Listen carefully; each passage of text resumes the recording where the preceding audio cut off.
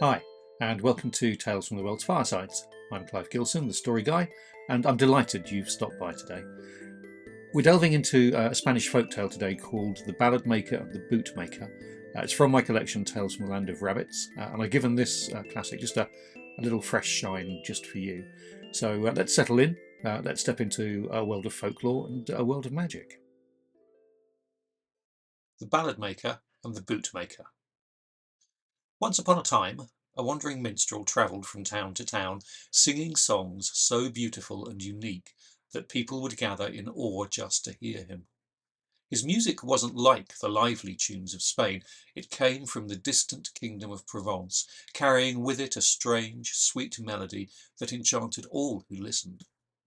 Even after he'd moved on, people would try to remember his songs, humming the tunes and repeating the words, though never quite as perfectly as he had sung them. In one of the towns he visited, there lived a bootmaker. Now he spent his days alone at his workbench, passing the time by singing to himself. And having sung so often, he fancied himself quite the musician. When he heard the minstrel's songs, he was completely captivated. He eagerly memorized as much as he could, and from then on, he never tired of performing them in his own way. The trouble was, the bootmaker knew nothing of real music, nor could he speak a word of Provençal. He made an absolute mess of the songs, mispronouncing the words, muddling the melodies, and adding his own clumsy flourishes. But the townsfolk, knowing no better, were perfectly happy to listen, believing him to be just as good as the original minstrel. So, when the Provençal minstrel returned some time later, he was met with a surprise. The townspeople refused to let him perform. "Oh, we don't need you any more," they cried. "We've got our own man who sings your songs just as well as you do. We don't need a Frenchman here." Now, the minstrel wasn't just a performer for profit. He was devoted to his art, singing for the pure love of it.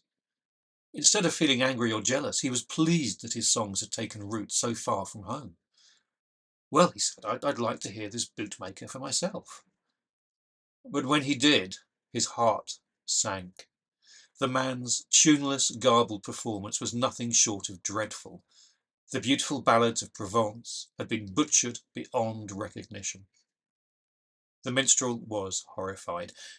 "Is this what they think my music sounds like?" he thought. "Well, how can I show them the difference? How can I stop this man from leading them to believe that this is a real song?" Then he had an idea. That night he crept into the bootmaker's workshop, and taking all the scraps of leather, he stitched them together haphazardly, forming boots of the most ridiculous shapes, shoes with twisted toes, soles in the wrong places, and mismatched patterns that would never fit a foot.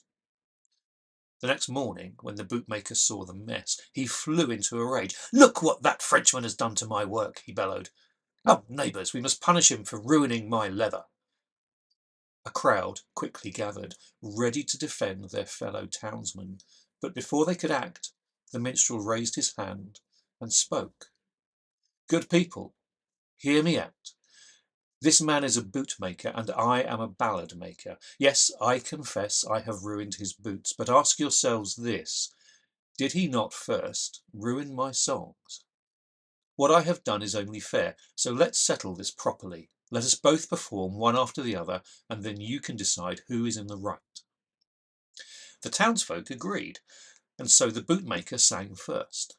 He droned his way through the melody, stumbling over the words, missing half the notes, and singing out of tune. Then the minstrel stepped forward. His voice rang out, clear and smooth, filling the air with the rich, delicate beauty of the original ballad. The difference was striking. The crowd gasped. How had they ever believed the bootmaker's version was good? "The minstrel is right," they cried. "The minstrel is right." But the minstrel bore no grudge. He had only acted out of love for his craft, and to show his goodwill, he paid the bootmaker for all of the damaged leather, but in return he made the man promise never to sing his songs again. And there you have it. Today's tale was adapted from Patranas, or Spanish Stories, by Rachel Harriette Busk, and was first published way back in 1870. Now, as you know, I love digging up these forgotten treasures and breathing new life into them, keeping folklore alive, if you will, for fresh eyes and ears to enjoy. If you want more, you can check out my books. There's a link in the description below at Amazon. And if you're curious about Tales from the World's Firesides, or just fancy knowing more about me, Clive Gilson, the story guy, then pop over to clivegilson.com. Before you go, please don't forget to hit that like button. It really helps more people find these stories. And if you haven't subscribed yet, then please do, because there's new stuff dropping every week. Until next time, though, keep reading, keep listening, and stay inspired. Take care.